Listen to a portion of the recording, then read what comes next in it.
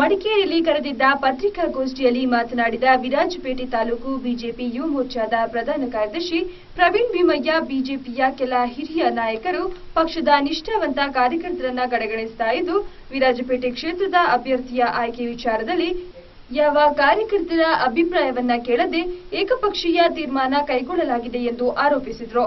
ಈ ವಿಚಾರವಾಗಿ ಜಿಲ್ಲಾ ಬಿಜೆಪಿ ಅಧ್ಯಕ್ಷರ ಮೇಲೆ ತೀವ್ರ ಒತ್ತಡವಿದ್ದು, ಅವರು ಸ್ವಯಂ ತೀರ್ಮಾನ ಕೈಗೊಳ್ಳಲಾಗದ ಪರಿಸ್ಥಿತಿಯಲ್ಲಿದ್ದಾರೆ ಎಂದು ಹೇಳಿದರು. ಜಿಲ್ಲೆಯಲ್ಲಿ ವಿರಾಜಪೇಟೆ ಕ್ಷೇತ್ರವನ್ನ ಸಂಪೂರ್ಣವಾಗಿ ಕಡೆಗಣಿಸಲಾಗಿದ್ದು, ಯಾವುದೇ ಅಭಿವೃದ್ಧಿ ಕಾರ್ಯಗಳು ನಡೆದಿಲ್ಲ. ಅಲ್ಲದೆ ಹೊರ ಜಿಲ್ಲೆ ಹಾಗೂ ರಾಜ್ಯಗಳನ್ನು ಸಂಪರ್ಕಿಸುವ ರಸ್ತೆಗಳು ಸೇರಿದಂತೆ ತಾಲೂಕಿನ ಎಲ್ಲೇ ರಸ್ತೆಗಳು ಕೂಡ ಸಂಪೂರ್ಣ ಹದಗೆಟ್ಟಿದ್ದು, ಕ್ಷೇತ್ರದ ಅಭಿವೃದ್ಧಿಯ ದೃಷ್ಟಿಯಿಂದ ಸ್ಥಳೀಯ ವ್ಯಕ್ತಿಗಳಿಗೆ ಪಕ್ಷದಿಂದ ಟಿಕೆಟ್ ನೀಡಬೇಕೆಂದು ಒತ್ತಾಯಿಸಿದರು. ಈ ಹಿನ್ನೆಲೆಯಲ್ಲಿ ಕಾರ್ಯಕರ್ತರೊಂದಿಗೆ ವಿಶ್ವಾಸದಿಂದಿದ್ದು ಪಕ್ಷದ ನಿಷ್ಠಾವಂತ ಕಾರ್ಯಕರ್ತರೂ ಆಗಿರುವ ಮಾಚಿಮಾಡ ರವೀಂದ್ರ ಅವರಿಗೆ ವಿರಾಜಪೇಟೆ ಕ್ಷೇತ್ರದಿಂದ ಟಿಕೆಟ್ ನೀಡುವಂತೆ ಆಗ್ರಹಿಸಿದ್ದಾರೆ. ಒಂದು ವೇಳೆ ಪಕ್ಷದಿಂದ ಟಿಕೆಟ್ ನೀಡದಿದ್ದರೆ ಬಂಡಾಯವಾಗಿ ಸ್ಪರ್ಧಿಸುವುದರ ಜೊತೆಗೆ ವಿರಾಜಪೇಟೆ ಕ್ಷೇತ್ರದಲ್ಲಿ ಜನಾಂದೋಲನವನ್ನ ಹಮ್ಮಿಕೊಳ್ಳುವುದಾಗಿ ತಿಳಿಸಿದರು.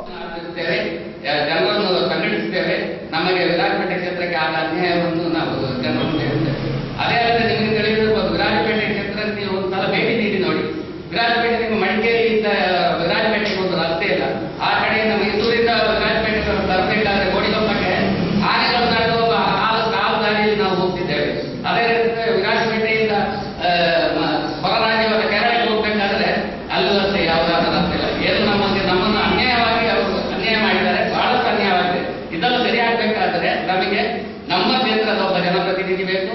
ಅದಕ್ಕಾಗಿ ನಾವು ನಮ್ಮ ಪಕ್ಷದ ಅಧ್ಯಕ್ಷರನ್ನು ಹಾಗೂ ನಮ್ಮ ಜನತೆ ವ್ಯವಸ್ಥೆ ನಮ್ಮ ಹೋರಾಟ ಏಕೆ ಅಂತ ಹೇಳಿದ್ರೆ ಇದನ್ನು ತಿಳಿಸಿದ್ದೇವೆ.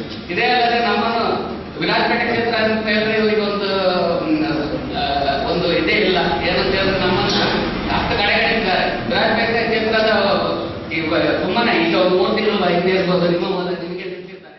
ಗೋಷ್ಠಿಯಲ್ಲಿ ವಿರಾಜಪೇಟೆ ಬಿಜೆಪಿ ಯುವ ಮೋರ್ಚಾದ ಪದಾಧಿಕಾರಿಗಳಾದ ಕರಣ್ ದೇವಯ್ಯ, ಸನ್ನಿ ಸೋಮಣ್ಣ, ಧರ್ಮಜ್ಜ ಮುಂತಾದವರು ಉಪಸ್ಥಿತರಿದ್ದರು.